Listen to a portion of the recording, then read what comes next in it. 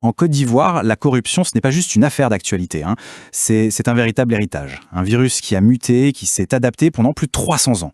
Alors pour vraiment comprendre sa puissance aujourd'hui, il faut remonter à ses origines. Allez, on plonge dans cette histoire, qui est assez complexe. Alors, pour commencer, accrochez-vous bien à ce chiffre. 1400 milliards de francs CFA. C'est vertigineux. C'est le coût estimé de la corruption en Côte d'Ivoire chaque année. On parle d'une perte absolument colossale, une part gigantesque du budget de la nation qui part en fumée. Ce chiffre, il est tellement énorme qu'il pose une question fondamentale. Mais comment on en arrive là? Comment un problème peut-il s'enraciner aussi profondément? Eh bien, la réponse, elle n'est pas dans les journaux d'aujourd'hui, non. Elle se trouve dans une histoire bien plus longue. Une sorte de sédimentation de pratiques qui ont traversé les âges. Pour comprendre, il faut vraiment faire un bond en arrière. On remonte le temps. Bien avant l'État moderne, tel qu'on le connaît, oui, des logiques de favoritisme, ça existait déjà. Mais la grosse différence, c'est l'échelle. Ce qui était des pratiques locales, presque artisanales, va complètement changer de nature avec l'arrivée de nouvelles structures de pouvoir. Et ce qui est assez fascinant, en fait, c'est de voir comment cette corruption s'est métamorphosée. C'est un peu comme un caméléon. Elle n'a pas du tout les mêmes formes ni les mêmes acteurs, que l'on soit à l'époque précoloniale, sous la colonisation ou après l'indépendance. Elle s'adapte, elle se transforme en fonction de chaque système politique.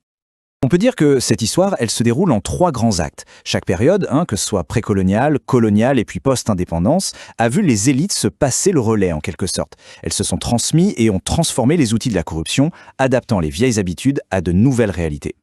Là, on a la première grande mutation. D'un côté, on avait des cadeaux rituels où les chefs, pour asseoir leur légitimité, redistribuaient. Et de l'autre, on bascule vers une corruption administrative systématique, organisée par et pour le pouvoir colonial. En gros, l'État colonial n'a pas inventé le favoritisme, non, mais il lui a fourni une machine, une bureaucratie, pour le rendre bien plus efficace et surtout bien plus impersonnel. Et puis, deuxième évolution, après 1960, au moment de l'indépendance, les outils de l'administration coloniale, ils ne disparaissent pas du tout, ils sont simplement récupérés par une nouvelle élite, une élite nationale cette fois, et le système de parti unique qui se met en place va créer un terrain de jeu parfait. Le népotisme, les détournements de fonds, tout ça devient la norme, la règle du jeu pour s'enrichir et bien sûr pour se maintenir au pouvoir. Cette citation, elle résume tout, vraiment. C'est l'essence même de l'ère post-indépendance. La loyauté politique passait avant tout, avant la compétence, avant l'intégrité. L'accès aux richesses du pays, c'était simple, il fallait faire allégeance au pouvoir. Ça a créé un véritable système de prédation institutionnalisé. Un système où l'État n'est plus un service public, mais une ressource à piller. Et ça va atteindre son paroxysme. Et là, on arrive à un tournant vraiment tragique de cette histoire. La corruption change encore une fois de visage. Elle devient carrément le moteur, le carburant d'une économie de guerre. Ce n'est plus seulement une question d'enrichissement personnel, non. Ça devient un outil pour financer des milices, pour acheter des armes, pour entretenir le conflit. Il y a un concept ici qui est clé pour comprendre cette période, l'économie des seigneurs de guerre. Imaginez un État affaibli, divisé. Dans ce vide, des chefs de guerre, qu'on appelait les comzones, vont mettre en place de véritables systèmes économiques parallèles. Des systèmes qui reposent sur quoi? Sur la violence et le racket. Tout ça pour contrôler les ressources du pays.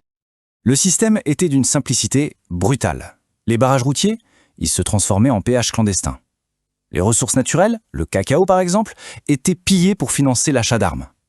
Les fonds publics, eux, étaient détournés pour payer les combattants. À ce stade, la corruption, ce n'est plus juste un délit. C'est devenu une arme de guerre. Bon, après cette période de crise, une nouvelle ère s'ouvre. Et elle est marquée par un paradoxe assez frappant. D'un côté, on observe des efforts réels, des progrès qu'on peut même mesurer dans la lutte contre la corruption. Et de l'autre, on a la persistance de scandales financiers énormes, qui secouent le sommet de l'État. Alors, d'un côté, si on regarde les chiffres officiels, le progrès est indéniable.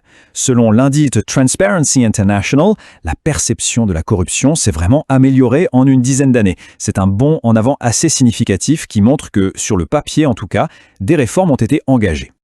Mais voilà le revers de la médaille, le contraste. En même temps que ces bons scores, on a une série de scandales absolument retentissants qui éclatent et qui impliquent des personnalités de tout premier plan et, encore une fois, des milliards de francs CFA. Forcément, ça crée un sentiment d'impunité, une impression de 2 poids 2 mesures.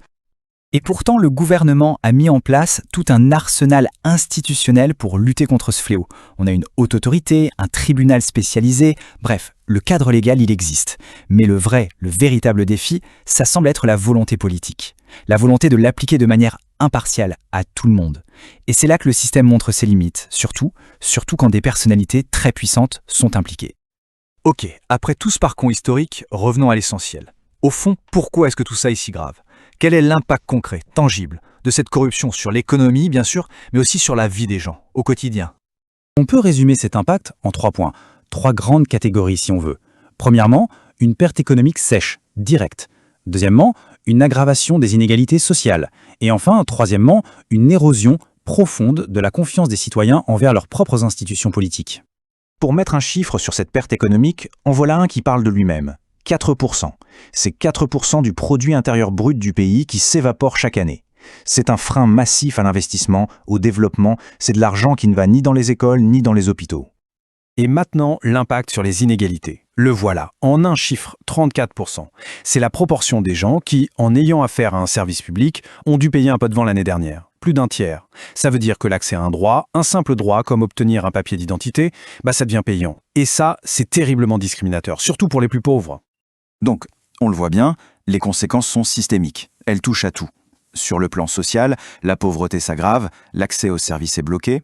Économiquement, les investisseurs internationaux deviennent méfiants, d'où l'inscription du pays sur la fameuse liste grise du GAFI. Et enfin, politiquement, c'est la légitimité même de l'État qui est mise à mal, ce qui, on le sait, peut toujours alimenter l'instabilité. On termine donc avec cette question qui reste ouverte. Après avoir vu comment la corruption a su s'adapter, s'enraciner pendant 3 siècles, on comprend que la Côte d'Ivoire fait face à un défi immense. Est-ce que les réformes d'aujourd'hui seront suffisantes pour enfin briser ce cercle vicieux? C'est toute la question. Et une bonne partie de l'avenir du pays en dépend.